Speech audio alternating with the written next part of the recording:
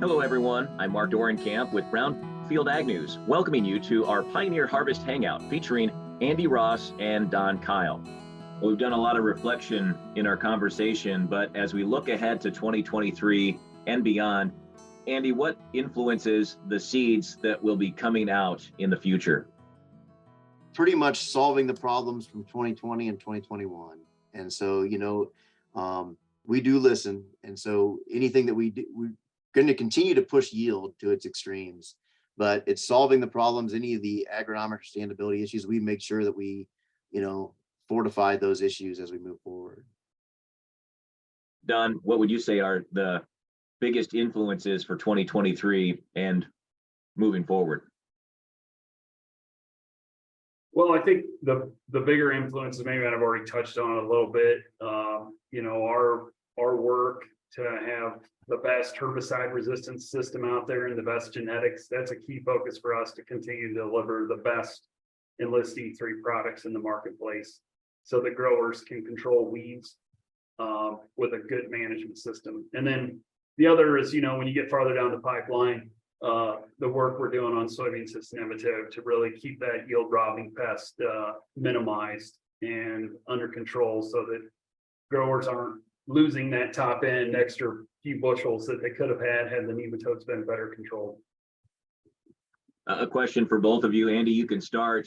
Any new products that you're really excited about, and maybe they're products that are going to address specific challenges that we've been discussing? Yeah, I never like to call out a specific corn variety because I think growers ought to plant more than one corn variety. So I'm really careful to do that. And so I would say, from a pipeline, the package of hybrids that we have to offer, the standability that we have now is better than we've had in current years. And partly that is just because we've had a lot of tools over the last decade that have helped us drive that increase in better root lodging tolerance, stalk lodging tolerance, brittle snap tolerance. So we have put a lot of effort into fortifying corn plants to be better during mid-season and postseason storms. And so I personally think that's one of our good things that we have moving into 2023. Don, what products are you most excited about on the soybean side? Yeah, well, we've got a great Group 2 lineup with our A-Series Enlist E3. And like Andy, I'm going to always say plant the package because I get farmers that call me and say, which one should I plant? And I say, I'll give you 4. And they say, well, which one should I plant? I say, all 4 of them. They're all good. And the reason for that, and these particular 4 varieties I'll call out, they are really solid varieties here in our Group 2 lineup. They've been yielding really well. They've got the right agronomics and disease and stress tolerances to really perform well, and we've seen that. So 23A40Es, 25A16Es, 28A65Es, and 29A19Es, 4 varieties in our Group 2 that I think really they own a spot on a lot of acres out there. And we're going to sell a lot of them next year because of the performance they've had. Yeah. I will be a little more specific in that question. That pipeline of hybrids I was talking about, the RMs, the 108 to 111 RM hybrids, we've been really focused on driving yield there. And the yield advantage in those type of hybrids for us over our competition has been amazing the last couple of years. And I see that continuing to happen from 2023 into 2024. So that's exciting for most of the plant breeders that I work with, and then also the sales reps that get to go out and sell those products. Don, at the risk of repetition, what excites you about the new seed development and testing work that's happening at Pioneer? A couple things really excite me about our future. And one is where our current products are performing. And 2 is we've got a nice pipeline of future herbicide and biotech traits that are being worked on. We've also got some really nice native traits that we're going to bring into some varieties in the future. And I think, when you couple together from where we've been in my 25 years of career to where we're at today, we're in one of the strongest spots I've ever seen us from a product performance standpoint and from the opportunity as Corteva to deliver new traits and opportunities to the customers in the future. Andy, what excites you about the new seed development and testing work that's happening at Pioneer?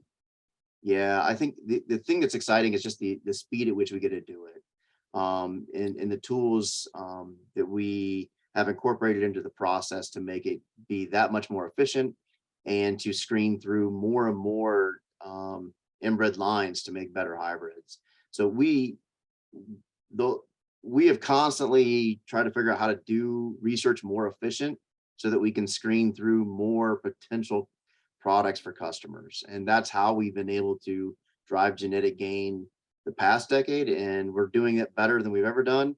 And so that's why when you talk to most any plant breeder, they're pretty confident that we're going to continue to push yield limits to places that we didn't think would be possible, not just 50 years ago or so when our grandparents were farming, but like 10 years ago when I started being a plant breeder. Don, when you look back at the 2022 season, what are you proud about in the Pioneer product lineup as far as performance?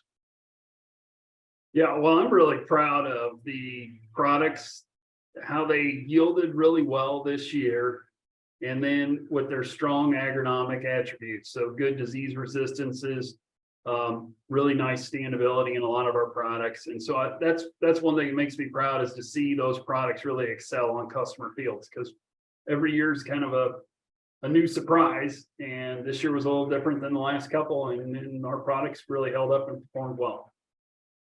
Andy, as you look back on 2022, what were some big successes for Pioneer? You know, a big success in 2022 and something that we get excited about is that products perform the way we said they would perform.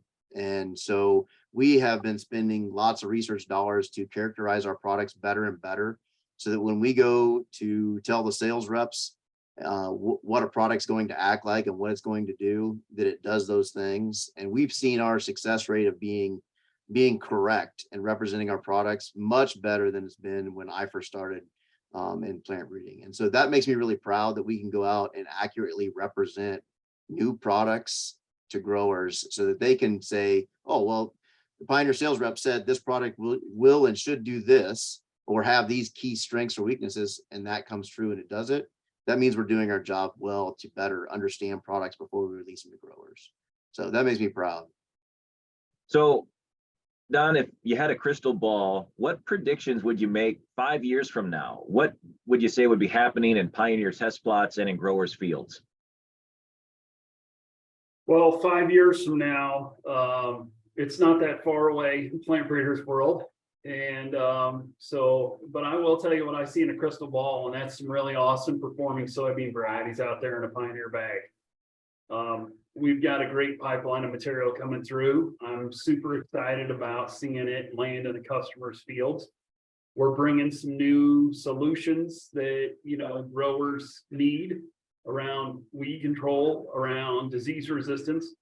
And those products are really going to be something special, I think, as we get them out in the marketplace. All right, Andy, what's your crystal ball tell you for 5 years down the road? I think we're going to continue to deliver that genetic gain at a much more rapid pace. And so I see us representing products better. The stability of the products that we get in front of growers is going to be enhanced. And, as far as our insect protection, we have a great lineup of insect protection now, and we only plan to improve that in the next 5 to 10 years. So I can see, there is undying commitment from the Pioneer Research Organization to continue to improve crop yields throughout the United States and the world. Well, this has just been a great conversation. A huge thank you to our guest today for this Pioneer Harvest Hangout, Andy Ross, a Pioneer breeder and corn evaluation zone leader based in Iowa, and Don Kyle, also a Pioneer breeder on the soybean side and a soybean evaluation zone leader based in Illinois. Don, Andy, thank you so much for joining us today. Thanks, Mark. Thanks, Mark. I'm Mark Dorenkamp for Brownfield Ag News, and you've been watching a Pioneer Harvest Hangout.